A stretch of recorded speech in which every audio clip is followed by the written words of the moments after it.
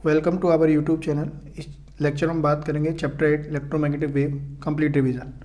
सबसे पहले हम बात करेंगे basic idea of displacement current.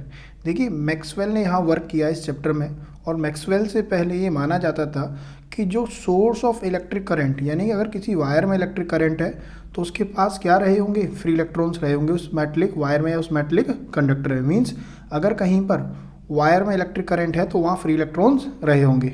और इसी बेसिस पर गॉस ने देखो वर्क किया इलेक्ट्रोस्टैटिक्स में। हम सभी जानते हैं किसी भी क्लोज सरफेस से जो फ्लक्स पास होगा यानी E dot D A 1/ε0 into net charge होता है, ठीक है। और अगर इसी गॉस लॉ की हम मैग्नेटिज्म में बात करें, कहाँ करें बेटा, मैग्नेटिज्म में, तो कितना होता है, 0, ठीक है, क्योंकि मैग्नेट के दोनों पोल एग्जिस्ट करते हैं एक साथ। एम्पियर ने सर्किटल लॉ दिया था। एम्पियर सर्किटल लॉ क्या कहता है, किसी अगर सरफेस से जो कितना फील्ड पास होगा, ठीक है, तो बी डॉट डी एल बराबर होता है म्यू नॉट आई नेट।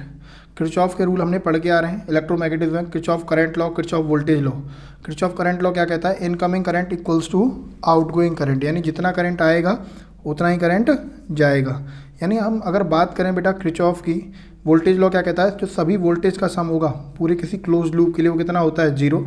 और फराडे ने जो ईएमआई का लॉ दिया था वो क्या कहा था, इंड्यूस्ड ईएमएफ डायरेक्टली प्रोपोर्शनल होगा मैग्नेटिक फ्लक्स में रेट ऑफ चेंज के, ठीक है। यानी जितने भी गॉस हो, आपका गॉस हो या फिर एम्पियर हो, फराडे हो, किरचॉफ हो, इन्होंने जो वर्क किया इलेक्ट्रोमैग्नेटिज्म में, इनके अकॉर्डिंग क्या था कि अगर कहीं वायर में करंट है, मीन्स अगर कहीं इलेक्ट्रिक करंट है तो वहाँ पर क्या रहे होंगे, फ्री इलेक्ट्रॉन्स रहे होंगे, ठीक है। तो बेटा इसके अकॉर्डिंग क्या था, किसी वायर में अगर करंट है तो वहाँ क्या रहे होंगे, फ्री इलेक्ट्रॉन्स रहे होंगे। मैक्सवेल आया, मैक्सवेल ने इन लोगों से पूछा, क्या पूछा बेटा, तो मैक्सवेल ने सबसे पहले इनसे ये पूछा कि जो आप लोग जो कह रहे हो कि अगर कहीं करंट है तो मीन्स वहाँ फ्री इलेक्ट्रॉन्स रहे होंगे। उसने बोला ये आपके पास कैपेसिटर है, क्या है, कैपेसिटर, और बीच में क्या डाल दिया बेटा, डाइलेक्ट्रिक। क्या डाल दिया है, डाइलेक्ट्रिक। क्या है ये, डाइलेक्ट्रिक, ठीक है। ये कैपेसिटर है आपका, उसके बीच में क्या है, डाइलेक्ट्रिक। हम सभी जानते हैं डाइलेक्ट्रिक क्या होता है, इंसुलेटर होता है, नॉन कंडक्टिंग होता है। क्या इसके पास फ्री इलेक्ट्रॉन्स होते हैं, नहीं। तो इसने पहला मैक्सवेल ने ये पूछा इन लोगों से कि यहाँ मैंने कैपेसिटर लगा दिया, उसके बाद क्या लगा दिया, एक मैंने लगा दिया बल्ब और उसको कनेक्ट कर दिया एसी सोर्स से, ठीक है।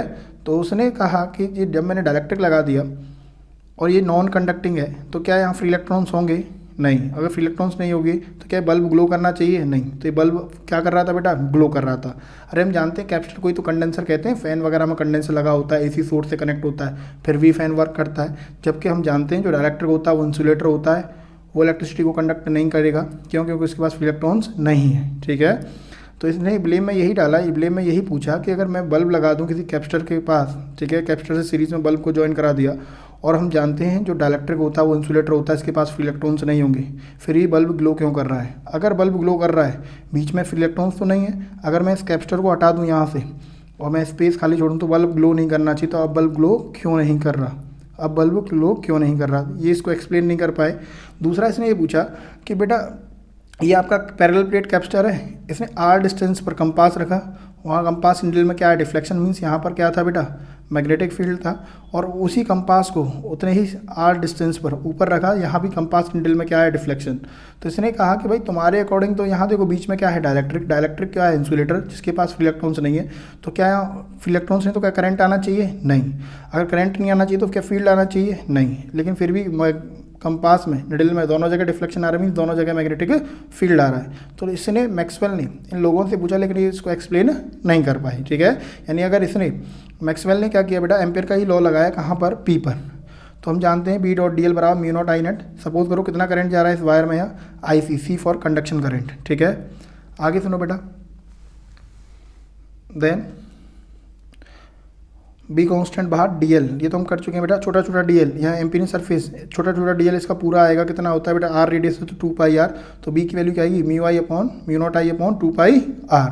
और यहीं अगर मैं पॉइंट किस पर बात करूँ, सपोज करो क्यू पॉइंट है, तो यहाँ नेट करंट कितना है भाई, इंसुलेटर है, इंसुलेटर भाई डाइलेक्ट्रिक लगा हुआ है, इंसुलेटर है, फ्री इलेक्ट्रॉन्स नहीं होगा तो नेट करंट कितना होगा, 0। तो फील्ड एम्पियर के लॉ के अकॉर्डिंग कितना आएगा, 0।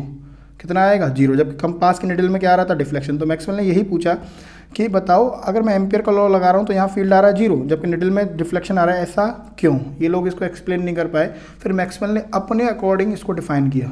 उसने क्या कहा बेटा, उसने कंसेप्ट दिया डिस्प्लेसमेंट करंट का। किसका कंसेप्ट दिया, डिस्प्लेसमेंट करंट का, ठीक है। लेट मैंने इसने क्या किया बेटा, एक कैपेसिटर ले लिया, एक डीसी सोर्स लगा दिया, और किसकी बात कर रहे हैं हम, चार्जिंग की बात कर रहे हैं, ड्यूरिंग किसकी बात कर रहे हैं बेटा हम, चार्जिंग की, जब चार्जिंग चल रही होती है, ठीक है, चार्जिंग और डिस्चार्जिंग की बात कर रहे हैं, ठीक है। जैसे ही इसने की को क्या किया बेटा, क्लोज किया, लेट सपोज करो किसी इंस्टेंट पर चार्जिंग चल रही है, कितना चार्ज पर बेटा, प्लेट्स पर चार्ज कितना है Q, और रिस्पेक्टिव पोटेंशियल डिफरेंस कितना है V। तो हम जानते हैं Q बराबर क्या होता है CV। मुझे करंट चाहिए यहाँ कितना होगा, तो डिफरेंशिएशन कर दो टाइम के रेस्पेक्ट में, तो d/dt दोनों तरफ आ जाएगा। बेटा देखना कैपेसिटेंस क्या होता है, पैरेलल प्लेट कैपेसिटर के लिए हम पढ़ के आ रहे हैं epsilon not A/d, epsilon not A/d into potential difference कितना है V। हम सभी जानते हैं डेल्टा V क्या होता है बेटा, E.R, ठीक है, डेल्टा V क्या होता है, E.R। या फिर मैं आपसे यहाँ से कहूँ तो यहाँ सेपरेशन कितना है, सपोज करो D, तो पोटेंशियल डिफरेंस कितना है V, तो V equals to E into D, तो यहाँ से E की वैल्यू क्या आ जाएगी, V/d। तो पोटेंशियल डिफरेंस अपॉन लेंथ या अपॉन सेपरेशन क्या होगा आपका, इलेक्ट्रिक फील्ड, एप्सिलॉन नॉट बाहर आ जाएगा, E इंटू ए। बताना बेटा इलेक्ट्रिक फील्ड इंटू एरिया, अरे अभी पढ़ा के बेटा आप फर्स्ट चैप्टर में पढ़ा के रखा है, E.da क्या होता है आपका, फ्लक्स ही तो होता है, क्या होता है, फ्लक्स, कौन सा फ्लक्स, इलेक्ट्रिक फ्लक्स। तो यहाँ से E इंटू एरिया क्या होगा, फ्लक्स। इसका मतलब यहाँ इसने क्या बताया कि यहाँ पर एक करंट होगा, उस करंट को बोलेंगे डिस्प्लेसमेंट करंट, जो कब आता है, जब आपका फ्लक्स में चेंज आएगा, किस में चेंज आएगा, फ्लक्स में चेंज आएगा, ठीक है।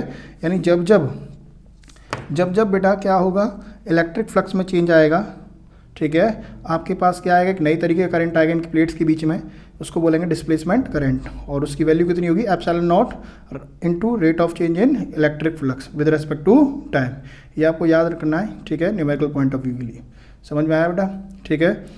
अब सुनिए, डिस्प्लेसमेंट करंट मैथमेटिकली ऐसे एक्सप्लेन किया, और इसने क्या बताया कि जब यहाँ प्लेट्स में यहाँ क्या चेंज होता रहेगा, इसके अराउंड पोटेंशियल डिफरेंस या फिर इलेक्ट्रिक फ्लक्स में चेंज होता रहेगा, या नई तरीके का करंट आएगा जिसको बोलेंगे डिस्प्लेसमेंट करंट, जिसको फ्री इलेक्ट्रॉन्स की रिक्वायरमेंट नहीं है, ठीक है। समझ में आया नहीं आया, चलिए आगे चलते हैं।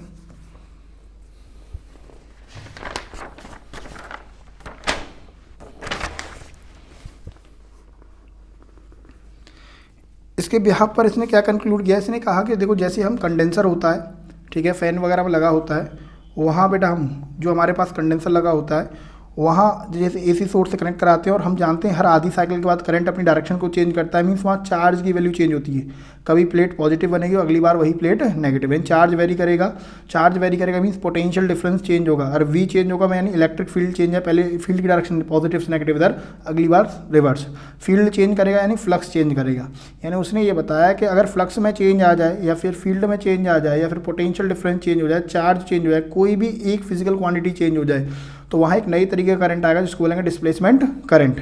यानी कि इसके अकॉर्डिंग क्या आता है, फ्री इलेक्ट्रॉन्स का होना जरूरी नहीं है डिस्प्लेसमेंट करंट के लिए, यहाँ किसी भी एक पैरामीटर में चेंज आ जाएगा तो वहाँ एक नई तरीके का करंट डेवलप हो जाएगा जिसको बोलेंगे डिस्प्लेसमेंट करंट। समझ में आया नहीं आया। इसने और क्या बताया, जैसे हम फराडे ने बताया था मैग्नेटिक फील्ड से इलेक्ट्रिक फील्ड कैसे इंड्यूस कर सकते हैं, ठीक है।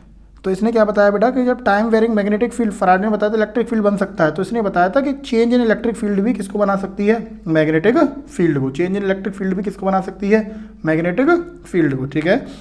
इसी का एक्सप्लेनेशन दिया गया है। जैसे मैं आपसे कह रहा हूँ आपको फील्ड दे रखा है -2t² k कैप, इसका मतलब क्या है बेटा, फील्ड कितना दे रखा है आपको, -2t² k कैप। इसका मतलब k मतलब अंदर की तरफ है, माइनस का मीन्स नेगेटिव मतलब अंदर की तरफ, और टाइम t² मीन्स टाइम के साथ क्या कर रहा है, फील्ड आपका चेंज हो रहा है, ठीक है।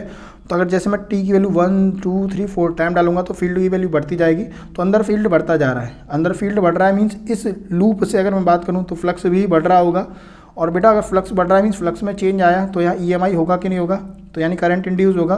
तो लेंज लॉ के अकॉर्डिंग डायरेक्शन कैसे आएगी, हमें फ्लक्स को क्या करना पड़ेगा, कम करना पड़ेगा, यानी अंदर फील्ड क्या हो रहा है, बढ़ रहा है, हमें फील्ड क्या करना पड़ेगा, कम। तो हमें फील्ड कहाँ लगाना पड़ेगा, बाहर, और अगर फील्ड बाहर लगाऊं तो फिंगर्स को कर्ल करेंगे तो क्या आएगा, करंट की डायरेक्शन बताओ, तो आप बोलोगे एंटी क्लॉकवाइज, मीन्स करंट की डायरेक्शन क्या बनेगी, ये करंट की डायरेक्शन बनेगी। अच्छा करंट की डायरेक्शन अगर ये है तो इलेक्ट्रॉन इसके कहाँ जाएगा, अपोजिट डायरेक्शन में, इलेक्ट्रॉन कहाँ जाएगा, इसके अपोजिट डायरेक्शन में। एक बात बता दो बेटा, इलेक्ट्रॉन कहाँ जा रहा है, अपोजिट डायरेक्शन में, और हम जानते हैं इलेक्ट्रॉन हमेशा कहाँ मूव करता है, जैसे ये फील्ड है पॉजिटिव से नेगेटिव, तो इलेक्ट्रॉन हमेशा कहाँ मूव करता है, अगर फील्ड पॉजिटिव से नेगेटिव है तो इलेक्ट्रॉन हमेशा कहाँ मूव करता है, फील्ड के अपोजिट डायरेक्शन में, फील्ड के अपोजिट डायरेक्शन। इसका मतलब कह सकता हूँ कि अगर इलेक्ट्रॉन करंट आया तो इलेक्ट्रॉन मूव किया होगा, इलेक्ट्रॉन मूव किया होगा फील्ड के अपोजिट डायरेक्शन में, तो फील्ड कहाँ रहा होगा, देखो ये फील्ड कहाँ रहा होगा, पॉजिटिव से नेगेटिव। तो आप ध्यान से देखो, मैग्नेटिक फील्ड में चेंज होने से क्या हो जाता है, इलेक्ट्रिक फील्ड, और अगेन इलेक्ट्रिक फील्ड है बेटा, तो अगेन एक क्या इंड्यूस करा देगी, मैग्नेटिक फील्ड। यानी आपको इतना ध्यान रखना है कि time varying magnetic field electric field बनाती है और time varying electric field magnetic field बनाती है, ठीक है। Change in magnetic field electric field बना देगी, और इलेक्ट्रिक फील्ड में चेंज किसको बना देगा, मैग्नेटिक फील्ड को। एक बात ध्यान रखना, किसी भी सर्किट में जितना कंडक्शन करंट होता है जो वायर्स में होता है, उतना ही आपका क्या होता है, डिस्प्लेसमेंट करंट, उतना ही आपका क्या होता है, डिस्प्लेसमेंट करंट। जो कंडक्शन करंट होता है, कंडक्टर्स में जो करंट होता है, उसके लिए सोर्स यानी फ्री इलेक्ट्रॉन्स का होना जरूरी है वायर में, जबकि डिस्प्लेसमेंट करंट के लिए टाइम के साथ चेंज होने वाला इलेक्ट्रिक फील्ड का होना जरूरी है। जो इलेक्ट्रिक फील्ड भी हो सकता है, इलेक्ट्रिक फ्लक्स भी हो सकता है। चलिए आगे बात करते हैं बेटा, ये रहा डिस्प्लेसमेंट करंट का कंसेप्ट। आगे बात करें इसमें नेक्स्ट पार्ट, इलेक्ट्रोमैग्नेटिक वेव। आपके पास इलेक्ट्रोमैग्नेटिक वेव कितने तरीके की हैं, 7 तरह की। Gamma, X ray, ultraviolet. अल्ट्रावायलेट के अंदर ही आती हैं विजिबल, इंफ्रारेड, ठीक है, sorry, gamma, X ray, ultraviolet, visible, ठीक है बेटा। विजिबल के अंदर ही आती है आपका violet, indigo, blue, green, yellow, orange, red, infrared, micro और रेडियो। जैसे जैसे आप नीचे जाओगे वेवलेंथ बढ़ती जाएगी। वेवलेंथ जानते हो ना, एक वेव की जो लेंथ होती है, ठीक है, ये होती है आपकी वेवलेंथ। जैसे ये कोई वेव है, इस एक वेव की जो लेंथ होती है उसको क्या कहते हैं, वेव लेंथ, लैम्डा से रिप्रेजेंट करते हैं। नीचे जाएंगे तो वेवलेंथ बढ़ती जाएगी और ऊपर जाएंगे तो फ्रिक्वेंसी बढ़ती जाएगी। यानी मैं आपसे पूछूं कि जैसे गामा की बात करूं और विजिबल की बात करूँ, माइक्रो की बात करूँ, तो सबसे ज़्यादा वेवलेंथ किसकी है, तो आप बोलोगे सर सबसे ज़्यादा इन तीनों में वेवलेंथ किसकी है, माइक्रो की, ठीक है। और अगर मैं सबसे ज़्यादा फ्रीक्वेंसी की बात करूँ तो वो किसकी होगी, गामा की। ध्यान रखना, जिसकी फ्रीक्वेंसी ज़्यादा हो उसकी एनर्जी भी ही ज़्यादा होगी, ठीक है। पेपर में आ जाता है बेटा डिसेंडिंग असेंडिंग ऑर्डर में अरेंज करने के लिए, ठीक है, आपको ध्यान रखना है। और विजिबल के अंदर violet, indigo, blue, green, yellow, orange, red, ये भी आपका क्या है बेटा, सेम।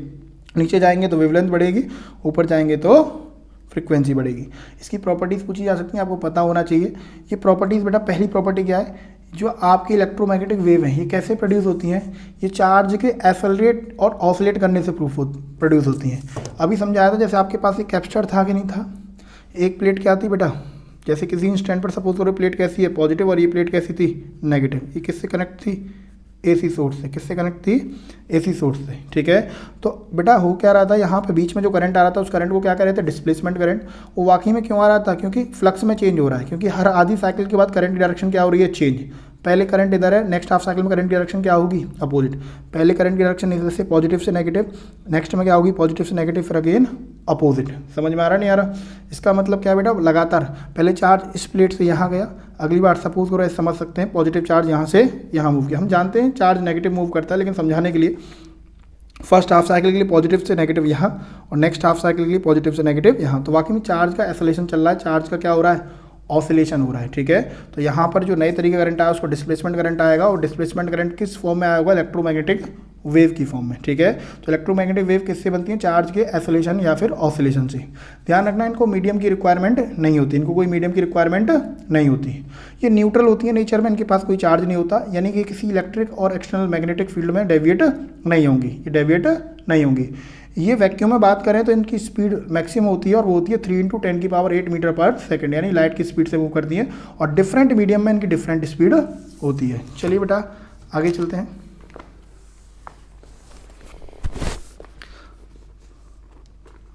अगर हम बात करें बेटा इनकी स्पीड की, ठीक है, किसकी बात करेंगे, स्पीड की, सी। तो सी इक्वल्स टू होता है 1/रूट में μ0 × ε0, यानी ये जानते हैं एब्सोल्यूट परमिएबिलिटी, एब्सोल्यूट परमिटिविटी। अगर किसी मीडियम में स्पीड की बात करेंगे तो उस मीडियम की परमिएबिलिटी और परमिटिविटी आ जाएगी रूट के अंदर। और अगर हम बात करें बेटा रूट के टर्म्स, रिलेटिव के टर्म्स में, तो हम सभी जानते हैं जो आपकी रिलेटिव परमिटिविटी होती है वो क्या होती है, मीडियम की अपॉन एयर की। सेम रिलेटिव परमिएबिलिटी क्या होती है बेटा, मीडियम की अपॉन एब्सोल्यूट, ठीक है। तो देखो ध्यान से, रिलेटिव परमिटिविटी क्या होगी, मीडियम की परमिटिविटी अपॉन एयर की, और रिलेटिव परमिटिविटी क्या होगी, मीडियम की परमिटिविटी अपॉन एयर की, ठीक है। तो यहाँ से आप मीडियम की निकालेंगे तो क्या आएगा, ε0, इसका मल्टीप्लाई यहाँ हो जाएगा, तो रिलेटिव इंटू ε0, सेम यहाँ रिलेटिव इंटू μ0। तो मीडियम की परमिटिविटी और परमिटिविटी क्या लिखेंगे, रिलेटिव इंटू μ0 और रिलेटिव इंटू ε0, ठीक है। बेटा एब्सोल्यूट वालों को आप एक साथ लिख दो, एब्सोल्यूट वालों को आप एक साथ लिख दो। तो ये देखो आपका μ0 और ε0, इसको एक साथ ये देने यहाँ, ये किसके इक्वलेंट है, अभी हम पढ़ के आ रहे हैं, सी इक्वल्स टू क्या 1/रूट में μ0 ε0। तो यहाँ इसकी जगह लिख देंगे सी। तो स्पीड ऑफ लाइट, ठीक है, सॉरी, जो इलेक्ट्रोमैग्नेटिक की स्पीड अगर हमें किसी मीडियम में निकालनी है तो क्या होगा, सी/रूट में μr एप्सिलॉन आर, यानी ये रिलेटिव परमिबिलिटी और परमिटिविटी है। ठीक है बेटा, आगे सुनिए बेटा, इलेक्ट्रोमैग्नेटिक वेव में अगर हम बात करें तो इलेक्ट्रिक फील्ड और मैग्नेटिक फील्ड, ठीक है, दोनों ही होते हैं। और यहाँ पर आपकी जो वेव प्रोपोगेट करती है, जिस डायरेक्शन वेव जा रही है, वो सभी के सभी आपस में कैसे होते हैं, म्यूचुअली परपेंडिकुलर होते हैं। कैसे होते हैं, म्यूचुअली परपेंडिकुलर, यानी इलेक्ट्रिक फील्ड, मैग्नेटिक फील्ड और वेव का प्रोपोगेशन, किस डायरेक्शन वेव जा रही है, वो आपस में सभी क्या होते हैं, परपेंडिकुलर। ये आपको ध्यान रखना है, E naught equals to B naught C. अब ई नॉट बी नॉट क्या है बेटा, ई नॉट और बी नॉट तो आपके मैक्सिमम इलेक्ट्रिक फील्ड और मैक्सिमम मैग्नेटिक फील्ड की वैल्यू है, जिनको हम क्या बोलेंगे, एम्पलीट्यूड। क्या बोलेंगे, एम्पलीट्यूड या फिर पीक वैल्यू, जिसमें सी आपकी स्पीड ऑफ लाइट है। सी आपकी क्या है, स्पीड ऑफ लाइट। अगर हम इलेक्ट्रोमैग्नेटिक वेव की बात करें बेटा, तो इलेक्ट्रिक फील्ड और मैग्नेटिक फील्ड इन फेज होते हैं। इन फेज का मतलब क्या होता है, दोनों साथ साथ चलते हैं। यानी जब इलेक्ट्रिक फील्ड अपने मैक्सिमम पर होगा तो मैग्नेटिक फील्ड भी अपने मैक्सिमम पर होगा, जब अपने एक मिनिमम पर होगा तो दूसरा भी अपने मिनिमम पर होगा। ये आगे बात करेंगे डायग्राम से, कैसे मैक्सिमम पर और कैसे मिनिमम पर होगा। समझ में आया नहीं आया? ठीक है, ध्यान रखना बेटा, जितनी एनर्जी आपका इलेक्ट्रिक फील्ड कंट्रीब्यूट करेगा उतनी एनर्जी आपकी मैग्नेटिक फील्ड, यानी इक्वल एनर्जी कंट्रीब्यूट करते हैं। ठीक है, और एक बात और ध्यान रखना, इलेक्ट्रोमैग्नेटिक वेव के पास क्या होता है बेटा, बोथ एनर्जी और मोमेंटम, यानी it carries both energy and momentum, यानी इनके पास एनर्जी भी होती है और मोमेंटम भी होती है। कुछ एनर्जी होती है, मीन्स सनलाइट है बेटा, एनर्जी कैरी कर रही है, इसी वजह से तो लाइफ एग्जिस्ट हो पा रही है किस पर, अर्थ पर। और इनके पास मोमेंटम भी है। मोमेंटम मीन्स जब ये किसी सरफेस पर टकराती हैं तो उस पर प्रेशर एक्सर्ट करती हैं, उसको रेडिएशन प्रेशर भी कहते हैं। क्या कहते हैं बेटा, रेडिएशन प्रेशर। ठीक है, और बेटा ध्यान रखना, पी इक्वल्स टू क्या होता है, टोटल एनर्जी। ठीक है, पी इक्वल्स टू क्या होता है बेटा, देखो ध्यान से, इनके पास, मैं क्या बता रहा था, इनके पास एनर्जी भी होती है और मोमेंटम भी होता है। सनलाइट एनर्जी कैरी करती है, इसी वजह से तो लाइफ एग्जिस्ट हो पा रही है अर्थ पर। इनके पास बेटा क्या है, जब ये मोमेंटम है कैरी कर रही है, इसका मीन जब किसी सरफेस पर टकराएंगे तो उस पर प्रेशर एक्सर्ट करेंगे, उसको बोलेंगे रेडिएशन प्रेशर। क्या बोलेंगे, रेडिएशन प्रेशर। ठीक है, आगे सुनिए बेटा, P equals to u by c, जिसमें P तो आपका होता है बेटा मोमेंटम, U होता है total energy carried bye electromagnetic wave, और C क्या होता है, स्पीड ऑफ लाइट। ठीक है, ये आपको फॉर्मूला याद होना चाहिए। ठीक है, आप इसको प्रूव भी कर सकते हो भाई। एनर्जी क्या होती है, लाइट की अगर हम बात करें बेटा, तो एनर्जी क्या होती है, E U equals to H C upon lambda, और डिवाइड बाय क्या है, सी से सी कट जाएगा तो क्या आएगा, एच अपॉन लैम्डा। और डी ब्रॉगली वेवलेंथ पढ़ा रखा है बेटा, एच अपॉन लैम्डा किसके बराबर होता है, पी, मतलब मोमेंटम के बराबर ही होता है। क्यों, क्योंकि लैम्डा बराबर क्या होता है, एच अपॉन पी। बात एक ही है। ठीक है, इसको यहाँ ले जाओ। ठीक है, यू क्या टोटल एनर्जी और सी आपकी क्या है, स्पीड ऑफ लाइट। यहाँ तक समझ में आई, प्रॉपर्टीज आपको याद होनी चाहिए। ठीक है, चलिए आगे चलते हैं। चलिए अब बात करते हैं बेटा, ये वेव कैसी होती है आपकी, ट्रांसवर्स होती है नेचर में। कैसी होती है, ट्रांसवर्स। अब इस ट्रांसवर्स नेचर का मतलब क्या है, ट्रांसवर्स नेचर का मतलब ये होता है जो आपके मीडियम के पार्टिकल्स होते हैं वेव के, वो वेव प्रोपोगेशन के परपेंडिकुलर ऑसिलेट करते हैं। अब परपेंडिकुलर ऑसिलेट करते हैं, इसका मतलब क्या है, अगर वेव आगे जा रही है एक्स के अलोंग, तो मीडियम के पार्टिकल ऑसिलेट करेंगे कहाँ बेटा, वाई में। ठीक है, जैसे स्ट्रिंग होती है, रस्सी होती है, रस्सी में जब हम जर्क देते हैं तो रस्सी कहाँ जाता, जर्क कहाँ जाता है, आगे, जबकि रस्सी के पार्टिकल्स कहाँ ऑसिलेट करेंगे, परपेंडिकुलर। ठीक है, एक डायग्राम है बेटा। ठीक है, तो यहाँ मैं एक डायग्राम बनाता हूँ, समझते हैं इसको। छोटा सा डायग्राम देखिए यहाँ,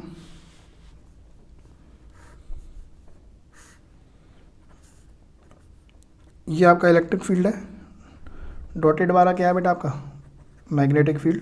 लेट सपोज करो मैंने इलेक्ट्रिक फील्ड बनाया, ये धीरे धीरे देखो आप ध्यान से, इलेक्ट्रिक फील्ड की वैल्यू बढ़ रही है, फिर मैक्सिमम हो गई, देन फिर कम हो गई। ठीक है, तो चेंज इन इलेक्ट्रिक फील्ड किसको बनाएगा, मैग्नेटिक फील्ड के। और हम जानते हैं राइट हैंड थंब रूल से आपस में कैसे रहते हैं, परपेंडिकुलर। तो ये देखो मैग्नेटिक फील्ड। ठीक है, जब अपने एक पीक पर है तो दूसरा भी पीक पर है, इन फेज है। फिर हम जानते हैं बेटा इलेक्ट्रिक फील्ड मैंने देखो कहाँ बनाया, वाई में, तो मैग्नेटिक फील्ड कहाँ है, जेड में। अब मैं इलेक्ट्रिक फील्ड को माइनस के आई में बना रहा हूँ, कहाँ बना रहा हूँ, माइनस के आई में। तो मैग्नेटिक फील्ड कहाँ होगा, अंदर की तरफ होगा, माइनस के जेड, इस तरीके से। ठीक है बेटा, ये देखो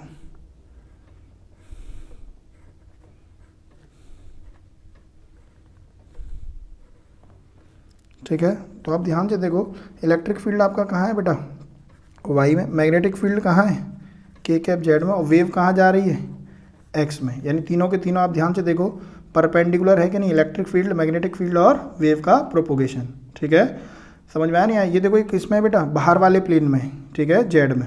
समझ में आया नहीं आया? और ये अंदर मीन्स माइनस जेड में। ठीक है, तो आपको इस तरीके से डायग्राम बनाना है।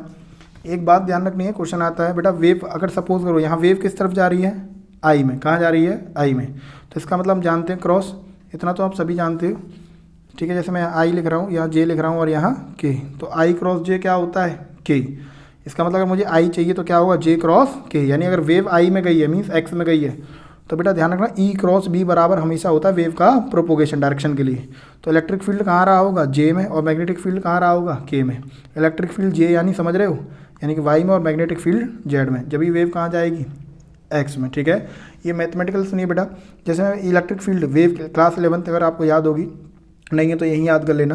इलेक्ट्रिक फील्ड की क्वेश्चन क्या होगी, E equals to E naught sine omega T minus के एक्स, जिसमें ओमेगा एंगुलर फ्रिक्वेंसी, टी जिस टाइम पर आपको क्या चाहिए, इलेक्ट्रिक फील्ड की वैल्यू, के वेव नंबर होता है, ठीक है। और बेटा आप ये देखो ध्यान से, वेव किस तरफ जा रही है, तो प्लस एक्स में जा रही है ना, तो ये माइनस का के एक्स, माइनस लिखेंगे एक्स, ठीक है। ऐसे ही magnetic field B naught E naught, तो एम्पलीट्यूड पी की value sine omega T minus के एक्स। देखो दोनों का फेज क्या है, सेम। ये एक्स आपको ये सिग्निफाई कर रहा है किस तरफ जा रही है, ध्यान रखना बेटा, प्लस एक्स में जा रही है तो माइनस लिखते हैं, और अगर माइनस एक्स में जा रही है तो प्लस एक्स लिखते हैं। लेकिन इलेक्ट्रिक फील्ड की बात करना, वो किस तरफ है, वाई में, जे कैप, मैग्नेटिक फील्ड जेड में, के cap. E naught B not आपके एम्पलीट्यूड है, ओमेगा 2 पाई ने हम सभी जानते हैं, न्यूमेरिकल में काम आएगा कि wave number 2 pi upon lambda, ठीक है बेटा। दोनों का आप डिवाइड दे दो तो ओमेगा अपॉन के 2 पाई से 2 पाई कट जाएगा। फ्रीक्वेंसी इंटू लेमडा क्या होता है, स्पीड ऑफ लाइट। एयर में क्या होगा, सी बराबर ओमेगा अपॉन के, ठीक है। समझ में आया नहीं आया, ठीक है बेटा, इतना समझ में आया। ये स्पीड ऑफ लाइट कहाँ है, वैक्यूम में। अगर किसी मीडियम में बात करें तो वी बराबर कितना होता है, ओमेगा अपॉन के। कोई डाउट, ये समझ में आया, ठीक है। इन न्यूमेरिकल्स में काम आएंगे, ठीक है। नेक्स्ट आगे चलते हैं बेटा, आगे सुनिए बेटा, ये आपको टेबल सबसे ज़्यादा इंपॉर्टेंट है इस चैप्टर के लिए, आपको ये टेबल याद होना बहुत ज़रूरी है, ठीक है। सबसे पहले हम बात करते हैं गामा की, किसकी बात करते हैं, गामा की, ठीक है। गामा की वेवलेंथ जो होती है 10⁻³ नैनोमीटर से क्या होती है, कम, ठीक है। और ये आपके radioactive decay of nucleus, means जब आपका रेडियोएक्टिव डिके होता है ना न्यूक्लियस, यूरेनियम वगैरह का, ठीक है, उसके डिके, न्यूक्लियस के डिके से प्रोड्यूस होती है। पेपर में जाएगा तो उस प्रोडक्शन आपको लिखना है, ठीक है। आगे सुनिए बेटा, इसका यूज़ क्या है, जो कैंसरियस सेल्स होते हैं, ठीक है, कैंसर को जो, यानी कैंसरियस सेल्स को किल करने के लिए किसका यूज़ करते हैं बेटा हम, गामा रेज का। किसका यूज़ करते हैं, गामा रेज का, ठीक है, ट्यूमर वगैरह में। और हम बात करें एटम की, जो एटम के न्यूक्लियस वगैरह होते हैं, एटम के न्यूक्लियस वगैरह होते हैं, उनकी स्टडी करने के लिए हम किसका यूज़ करते हैं बेटा, गामा रेज का, ठीक है। और एक बात ध्यान रखना, फूड को प्रिजर्व करने के लिए, ठीक है, भी हम गामा का यूज़ करते हैं, या पैथोजन वगैरह को किल करने के लिए, ठीक है। समझ में आया नहीं आया। आगे नेक्स्ट बात करते हैं बेटा, दूसरी है आपकी एक्सरे। कौन सी है, एक्सरे। इसकी वेवलेंथ होती है 10⁻³ नैनोमीटर से 1 नैनोमीटर।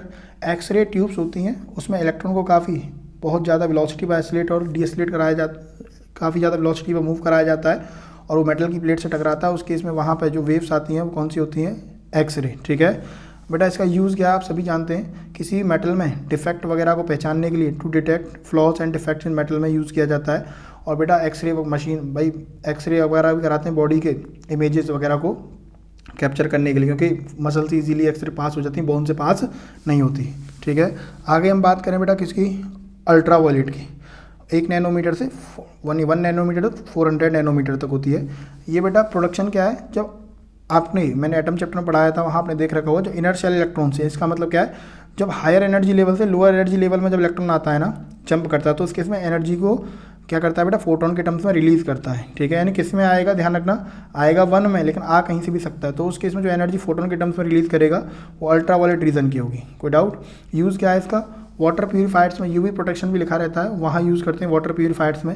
बेटा फूड वगैरह को प्रिजर्व करने के लिए भी यूज़ करते हैं, मिनरल्स वगैरह में जर्म्स को किल करता है, इन प्रिजर्वेशन ऑफ फूड में भी आपका ये क्या होता है, यूज़ होता है। बर्गलर अलार्म वगैरह में भी यूज़ होता है, ठीक है। मॉलिक्यूल की बेटा स्टडी करने के लिए भी हम इसका यूज़ करते हैं, ठीक है। एनसीईआरटी में दे के टेबल और तरीके से आप पढ़ सकते हो। हम बात करें नेक्स्ट विजिबल, ठीक है। 400 नैनोमीटर 700 नैनोमीटर होती है इसकी वेवलेंथ। ये कब होती है बेटा, जब आपका इलेक्ट्रॉन किस में आएगा, दूसरे में आएगा, किस में आएगा, दूसरे में, लेकिन आ 3 4 5 कहीं से भी सकता है, ठीक है। हायर से आएगा, लोअर में, दूसरे में आएगा, लेकिन आ कहीं से सकता है। उस केस में क्या होंगी आपकी, प्रोडक्शन होगा विजिबल का, इस पूरे कलरफुल वर्ल्ड को, ठीक है, पूरे कलरफुल वर्ल्ड को देखने के लिए हम विजिबल का यूज़ करते हैं। नेक्स्ट बेटा इंफ्रारेड, इसको हीट वेव्स भी कहते हैं। इसकी वेवलेंथ होती है 700 नैनोमीटर से 1 मिलीमीटर तक, ठीक है। वाइब्रेशन ऑफ एटम और मॉलिक्यूल जब वाइब्रेट करते हैं तो वहाँ आपके बेटा कौन सा प्रोड्यूस होते हैं, इंफ्रारेड। ये टीवी के एसी के रिमोट में यूज़ होती है, ठीक है। आप बेटा स्मोक वगैरह में अगर आप फोटोग्राफी करना चाहते हो तो वहाँ भी हम किसका यूज़ करते हैं बेटा, अगर आप फोटोग्राफी करना चाहते हो तो हम वहाँ भी किसका यूज़ करते हैं, ठीक है, स्मोक वगैरह में तो इंफ्रारेड वगैरह कैमरा यूज़ करते हैं, ठीक है। आगे सुनिए बेटा, और बेटा इसका यूज़ जो एक इन्वायरमेंट चाहिए ग्रीन हाउस, बेटा एक टेम्परेचर प्लांट्स वगैरह के लिए टेम्परेचर मेंटेन करने के लिए ग्रीन हाउस की तरह भी यूज़ होती है, ठीक है कि नहीं बेटा। और आगे चलते हैं नेक्स्ट, माइक्रोवेव। माइक्रोवेव की बात करें तो 1 मिलीमीटर से 0.1 मीटर, ठीक है, ये वेवलेंथ होती है। मैग्नेट्रॉन वाल्व से इसका प्रोडक्शन होता है। आगे सुनिए, आपको जितना नहीं जानना बस आपको पता होना चाहिए, पूछा जाएगा तो पेपर में बस लिखना है, लास्ट टाइम पर ज़्यादा डीप जाने की जरूरत नहीं है। और रडार कम्युनिकेशन वगैरह में इसका यूज़ होता है। कुकिंग यूटेंसिल्स, माइक्रोवेव ओवन वगैरह में इसका यूज़ होता है। लास्ट हम बात करते हैं रेडियो की। रेडियो को 0.1 मीटर से वेवलेंथ क्या होती है, ज़्यादा होती है, सबसे ज़्यादा वेवलेंथ होती है। ये बेटा एंटीना वगैरह में, एरियल्स कहते हैं, एंटीना कहते हैं, रैपिड एसोलेशन और डीएसोलेशन चलता है इलेक्ट्रॉन का, वहाँ प्रोड्यूस होती हैं। और कहाँ यूज़ होता है, रेडियो में, टीवी में और कम्युनिकेशन वगैरह में इसका यूज़ होता है। समझ में आया नहीं आया, ठीक है बेटा, ठीक है। इस टेबल को आपको एनसीईआरटी में दे रखी है, इस टेबल में आपको तरीके से टेबल आपको आनी चाहिए। ये आपका रहा इस चैप्टर का प्रॉपर रिवीजन, ठीक है। नेक्स्ट चैप्टर की बात करेंगे, फिर इसके इंपॉर्टेंट क्वेश्चन को डिस्कस करेंगे। Thank you.